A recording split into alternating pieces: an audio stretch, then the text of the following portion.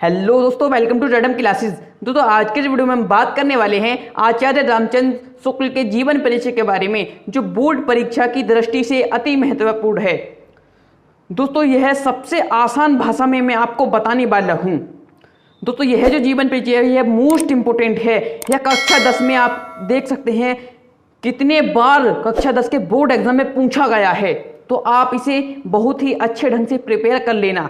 तो मैं आपको बिल्कुल कहानी की तरह बताने वाला हूं, आप एक बार देखने के बाद कभी भी भूलने वाले नहीं हो। ठीक है, तो चलिए स्टार्ट करते हैं। सबसे पहले आपको लिखना है जीवन परिचय, उसके बाद लिखना है आचार्य रामचंद्र शुक्ल का जन्म सन 1884 ईस्वी में बस्ती जिले के अगोना नामक ग्राम में हुआ था।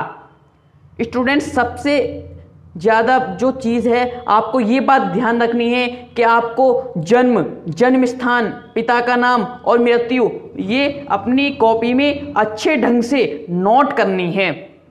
ठीक है, जैसे मैंने यहाँ पर अंडरलाइन कर दिया है, मैंने कलरफुल कर दिया है, इसी तरीके से आप अपने नोट्स में भी कर सकते हैं।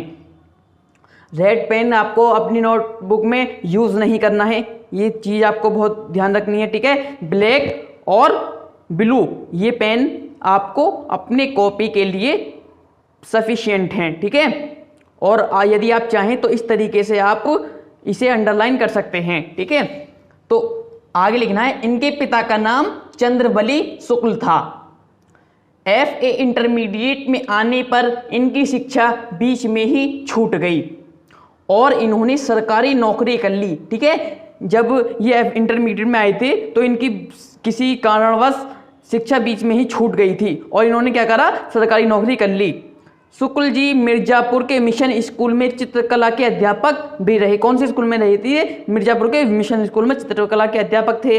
और आनंद अकादमी बनी पत्रिका में शुक्ल जी की रचनाएं प्रकाशित होने लगी। फिर इन्होंने नागरी प्रचारिणी सभा काशी से संबद्ध होकर शब्द सागर के सहायक संपादक का कार्यभार संभाला। इनकी जो पत्रिका थी वो किसमें, एक पत्रिका मोस्ट इंपोर्टेंट पत्रिका है, वो एग्जाम में पूछी जाती है, कौन सी थी? आनंद अकादमी बनी। उसमें इनकी पत्रिकाएं, ये रचनाएं जो थी वो संपादित होने लगी, प्रकाशित होने लगी। इन्होंने फिर क्या करा, नागरिक प्रचारिणी सभा काशी से संबद्ध होकर शब्द सागर के सहायक संपादक का कार्यभार संभाला। ठीक है स्टूडेंट्स, और शुक्ल जी ने लेखन का शुभारंभ कहाँ से किया था? कविता से किया था। जब इन्होंने लिखना शुरू करा था तो इन्होंने अपनी ओपनिंग किससे की थी? कविता से।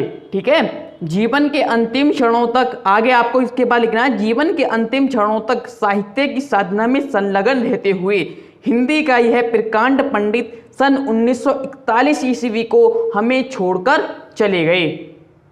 यह कब छोड़कर चले गए? इनकी मृत्यु कब हुई थी? सन 1941 ईस्वी में। ठीक है स्टूडेंट्स, तो इस प्रकार से क्या है, आपका जीवन परिचय समाप्त हो जाता है। उसके बाद क्या करना होता है? देखिए 2 नंबर का तो ये आपके 2-3 नंबर के तो ये जीवन परिचय होता है, और साथ में 1 नंबर की क्या होती है? प्रमुख रचनाएं भी होती हैं। उसमें दिया गया होता है ना कि निम्नलिखित लेखक का जीवन परिचय और उनकी प्रमुख रचनाएं लिखिए। ठीक है, तो प्रमुख रचनाएं भी लिखनी होती हैं। तो प्रमुख रचनाएं आप लिख सकते हैं चिंतामणि, विचार विधि, रश्मि मानसा और त्रिवेणी। स्टूडेंट्स यदि आप कोई और भी लेक्चर देखते हैं तो आप देखते होंगे बहुत सारी चीज़ें इसमें मेंशन करी, ज़्यादा चीज़ें नहीं करनी होती, बिल्कुल सिंपल सा एक सफिशिएंट सा जीवन परिचय आपको करना होता है। ठीक है, तो इस प्रकार से क्या है, आप प्रमुख रचनाएं लिख सकते हैं चिंतामणि, विचार विधि, रश्मि मानसा और त्रिवेणी। ठीक है, तो आप इसका एक स्क्रीनशॉट ले लीजिए और इसे आप अच्छी तरह से आप प्रिपेयर जरूर करना। ठीक है स्टूडेंट्स, क्योंकि आप देख सकते हैं कितनी बार ये बोर्ड एग्जाम में पूछा गया है। तो स्टूडेंट्स यदि आपको यह वीडियो पसंद आया हो तो वीडियो को लाइक कीजिएगा और चैनल को सब्सक्राइब करके घंटी बजाना बिल्कुल भी मत भूलिएगा, जिससे आपके जब हम और इसके जयशंकर प्रसाद आदि के जीवन परिचय के लेक्चर आप अपलोड करेंगे उसका नोटिफिकेशन आप तक पहुंच सकेगा।